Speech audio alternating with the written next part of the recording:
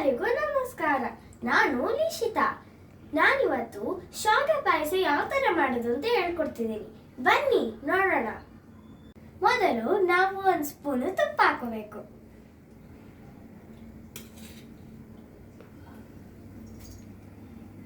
ತುಪ್ಪ ಎಲ್ಲ ಕರಗಿದ ಮೇಲೆ ನಾವಿವಾಗ ದ್ರಾಕ್ಷಿ ಗೋಡಂಬಿ ಎಲ್ಲ ಹಾಕೊಳ್ಳೋಣ. ಇವಾಗ ದ್ರಾಕ್ಷಿ ಗೋಡಂಬಿನ ಹುರ್ಕೊಳ್ಳೋಣ. ಬನ್ನಿ, ಹುರಿದಿರೋದನ್ನೆಲ್ಲ ಬೇರೆ ಬಟ್ಲಿಗೆ ಎತ್ತಿಟ್ಕೊಳ್ಳೋಣ. ಬನ್ನಿ, ದ್ರಾಕ್ಷಿ ಗೋಡಂಬಿ ಎಲ್ಲ ಹುರ್ಕೊಂಡ್ಮೇಲೆ ಇವಾಗ ಶಾವಿಗೆ ಹಾಕೊಳ್ಳೋಣ. ಗೋಲ್ಡನ್ ಬ್ರೌನ್ ಆಗೋ ತನಕ ಹುರ್ಕೋಬೇಕು.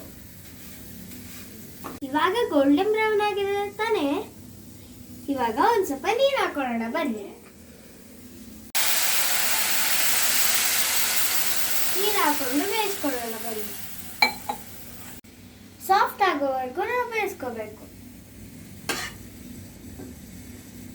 ಶಾವಿಗೆ ಎಲ್ಲ ಮೆತ್ತಗೆ ಬೇಯೋ ತನಕ ನೀರಲ್ಲಿ ಬೇಯಿಸ್ಕೋಬೇಕು.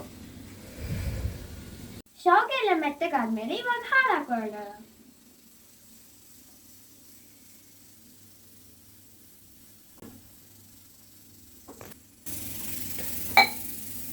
ಹಾಲು ಹಾಕೊಂಡ್ಮೇಲೆ ಮಿಕ್ಸ್ ಮಾಡೋಣ.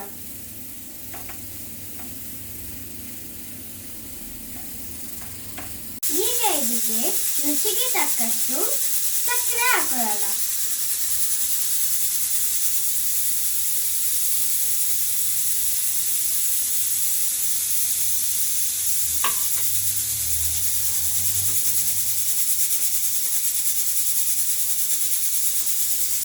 ಇವಾಗ 2 ಏಲಕ್ಕಿನ ಕುಟ್ಟಿ ಪುಡಿ ಮಾಡಿ ಇಟ್ಕೊಳ್ಳೋಣ.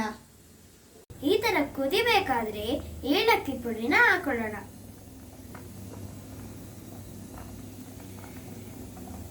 ಈಗ ಡ್ರೈ ಫ್ರೂಟ್ಸ್ ಹಾಕೊಳ್ಳೋಣ.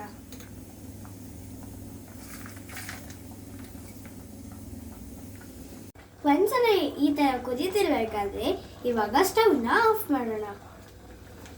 ನೋಡಿ, ಎಷ್ಟು ಈಸಿಯಾಗಿ ಮಾಡಿದ್ವಿ ಅಲ್ವಾ. ಇವಾಗ ಬೌಲಿಗೆ ಹಾಕೊಂಡು ನಮ್ಮ ಅಣ್ಣಂಗೆ ಸರ್ವ್ ಮಾಡೋಣ.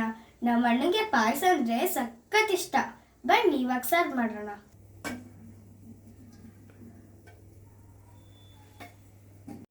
ಇವನು ನಮ್ಮ ಅಣ್ಣ ಪಾಯಸ ಮಾಡ್ತಿದ್ದ ಸ್ಮೆಲ್ಲಿಗೆನೆ ಇವನು ಆಚೆಯಿಂದ ಕಿಚನಿಗೆ ಬಂದಿದ್ದಾನೆ. ಸರಿ ಆಯ್ತು, ತಗೋ ಹೇಮಂತ, ಟೇಸ್ಟ್ ಚೆನ್ನಾಗಿದೆಯಾ ಅಂತ ಹೇಳು.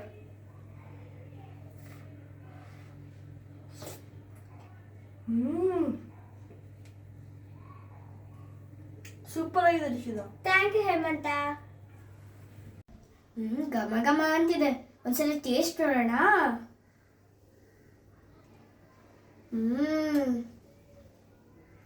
ಬಾಯಲ್ಲಿಟ್ಟರೆ ಫುಲ್ಲು ಕರ್ಗೋಗ್ತಿದೆ. ಜ್ಯೂಸಿ ಆಗಿದೆ. ನೀವು ಮನೇಲಿ ಟ್ರೈ ಮಾಡ್ತೀರಾ? Thank you for watching.